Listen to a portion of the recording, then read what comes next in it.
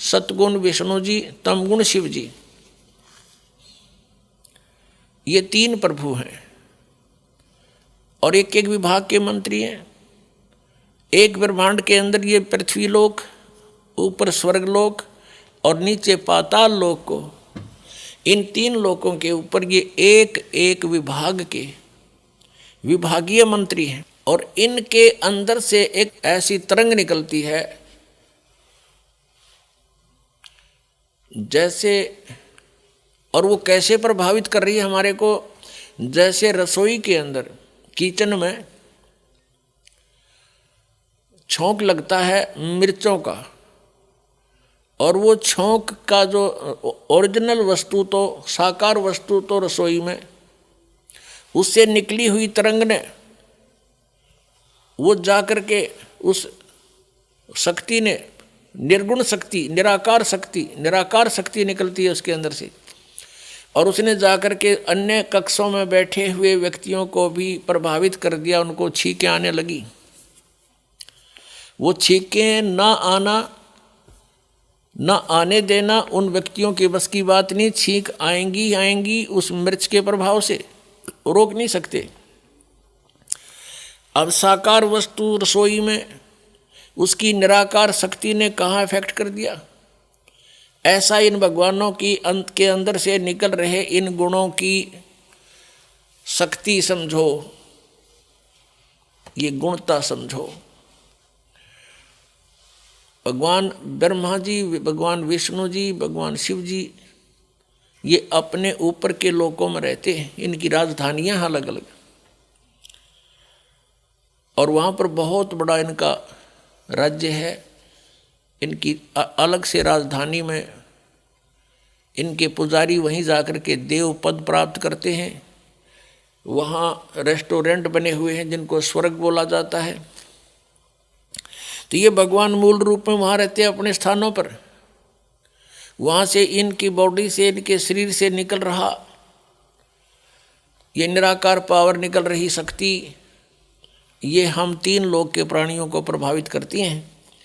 रजोगुण के प्रभाव से हम संतानोत्पत्ति करते हैं। सांसारिक सुखों की इच्छा हमारे अंदर प्रबल रहती है, जीव के बस की बात नहीं। जैसे छींक ना आना ये जीव के बस का नहीं, ऐसा ही समझो। इस वासना के कारण कितने भिन्न भिन्न प्रकार के ऋषियों की कथाएं आप देख सकते हो इतिहास में। उनके इतिहासों में उन्होंने चेष्टाएं की कि हम वासना को काबू करें, अंत में वो फेल ही रहे।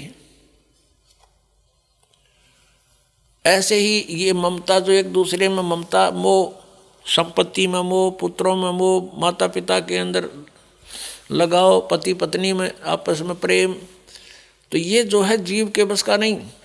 ये भगवान विष्णु के सतोगुण के दबाव से हम सब एक दूसरे से चिपके हुए हैं। और तीसरा तमोगुण है, ये भी हमें बहुत प्रभावित रखता है। जरा सा भी कोई कहासुनी हो जाती है तो मारने मरने को तैयार हो जाते हैं। तो इस प्रकार इन तीनों गुणों से हम प्रभावित हैं। तो कहने का भाव ये है कि जो प्रसंग चला है कि भक्ति जान ज्ञान धान और छाड़ो कुल वंशा, कि तुम इस परिवार को या अपने कुल को भूल जाओ। भूलने का तात्पर्य यह है कि परमात्मा को याद करो। उद्देश्य आपका रहे कि सतलोक जाएं, और जिस कुल को हम मानते हैं अपना, ये कुल अपना नहीं है। कल मृत्यु हो जाए, परसों को गधे में जन्म हो गया तो गधा कुल, गधे वाली जो वह हमारी जाति वो कुल हो जाएगा। आज हम अपने माता पिता को यहाँ अपना मानते हैं, कल मृत्यु होगी, कुत्ते का जन्म हुआ तो कुत्ता माता पिता हो गए। तो यहाँ परमात्मा कहते मात पिता मिल जावेंगे, मात पिता मिल जावेंगे 184 माँ।